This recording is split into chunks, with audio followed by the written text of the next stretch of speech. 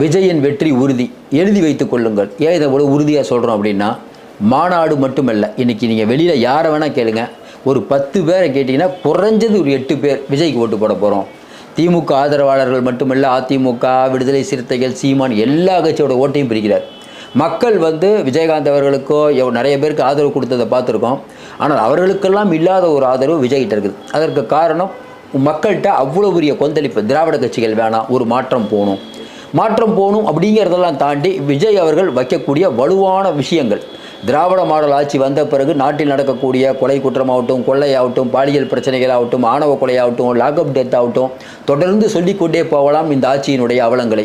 ஒரு ஊடகத்திலிருந்து, டிவியிலேருந்து, பத்திரிகையிலேருந்து எல்லாமே ஒரு குடும்பத்தின் கட்டுப்பாட்டில் இருக்கிறது. இன்னும் குறிப்பாக சொல்லணும்னா, துணை முதல்வர்னு ஒருத்தர் இருக்கார். அவர் என்ன வேலை பார்க்குறாருங்கிறது யாருக்கும் தெரியாது. வரக்கூடிய தகவல்லாம் பார்த்தீங்கன்னா, ஒரு நாளைக்கு இத்தனை பேர் தான் சந்திப்பார், சாயங்காலம் 4 மணிக்கு தான் எந்திரிக்கிறாரு. இப்படிப்பட்ட விஷயங்கள் வரும்போது மக்களுக்கு இயற்கையிலே ஒரு அச்சம். என்னங்க வந்தவொன்னே ஸ்ட்ரெயிட்டாக துணை முதல்வர் ஆகிட்டார், பெருசாக அவர் ஒன்றும் வேலை செய்ய மாட்டாரு, அடுத்து இவர் தான் முதலமைச்சராக போகிறாரு. இப்போ ஏன் தள்ளி வச்சுருக்காங்க அப்படின்னா, விஜய்க்கு எதிராக இவர்கள் ஸ்டாலினை நிறுத்துகிறார்கள். உதயநிதியை நிறுத்தினா விஜய் ஜெயிச்சிருவார்னு உங்களுக்கு தெரியும்.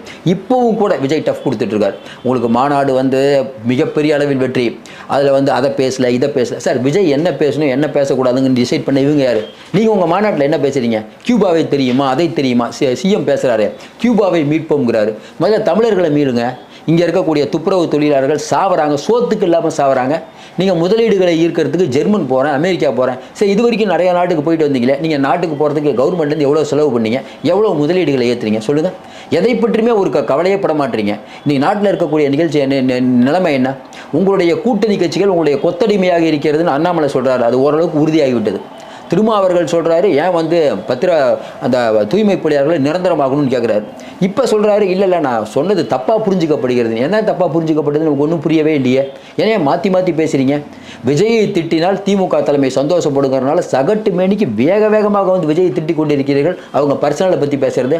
விஜயுடைய ஆட்கள் கொந்தளித்தால் தாங்க மாட்டார்கள். ஏன்னா அவங்க நீங்களாவது காசு கொடுத்து கமெண்ட் போடணும், 200 ரூபாய்க்கு. அவங்க அப்படி இல்லை, கமெண்ட்டை பிச்சு எடுத்துருவாங்க போட்டு. இது தெரியாமல் திமுக விளையாடி கொண்டிருக்கிறது. இப்போ விஜய் கட்சியை உடைப்பதற்கான முயற்சி ஈடுபட்டு கொண்டிருக்கிறது. மறுபடியும் சொல்கிறோம், இந்த தேர்தலில் விஜய் அவர்கள் ஒரு பெரிய கேம் பிளேயராக இருப்பார்.